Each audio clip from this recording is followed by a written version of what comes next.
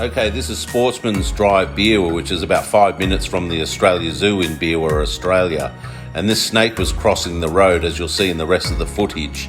But this lady, she got behind him and chased him and then grabbed his tail to get him right off the road to get him out of harm's way quicker, because she obviously got sick of waiting around. Okay, so this is how it all unfolded. We're driving from up Sportsman's Drive. We've been for a swim at the Beerwah pool, and I see this huge python on the road. He's big. And anyway, he's taking his sweet time crossing the road, so cars started queuing up behind me.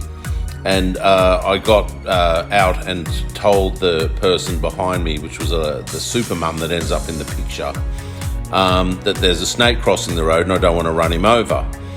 And I also wanted to sit here rather than go on the other side of the road and go around him, so that people would notice me and then notice what's going on, and hopefully it would mean that by the time he gets into the other lane, people don't just pull around the corner really fast and run him over. You know, I was hoping that I would, they'd look at me and then go, "What's he doing?" and then look down and it'd give the snake some chance of surviving. I didn't want to get out and chase him or anything, because I didn't know if it would upset him and make him, go quickly under a car that comes around the corner or anything like that. I've always been taught, especially when bushwalking in Australia, that when you see a snake, give it its distance, stand still and let it do its thing. Let it just go where it wants to go. Especially with like I've been on bushwalks before where you've seen snakes that are the deadliest and most venomous snakes on planet Earth. And you stand back and you let them just cross the bush track and slide away. You don't do anything. You don't hurry them up. You don't chase them. You don't chuck rocks at them. You don't anything.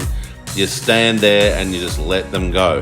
Now this, as I understand it, is a non-venomous carpet python, is what the fella in the car with me said he was, and he sort of knows a bit about snakes.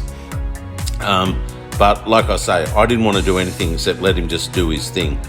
But the woman behind, I think she got impatient and got sick of waiting, and possibly became alarmed, thinking, well, once he gets in this next lane, we want to get him across as quickly as possible so no one barrels around and runs him over. Although at this point, you can't see it in the picture, a guy had pulled up on the other side and he stopped and was filming the snake like we were filming it.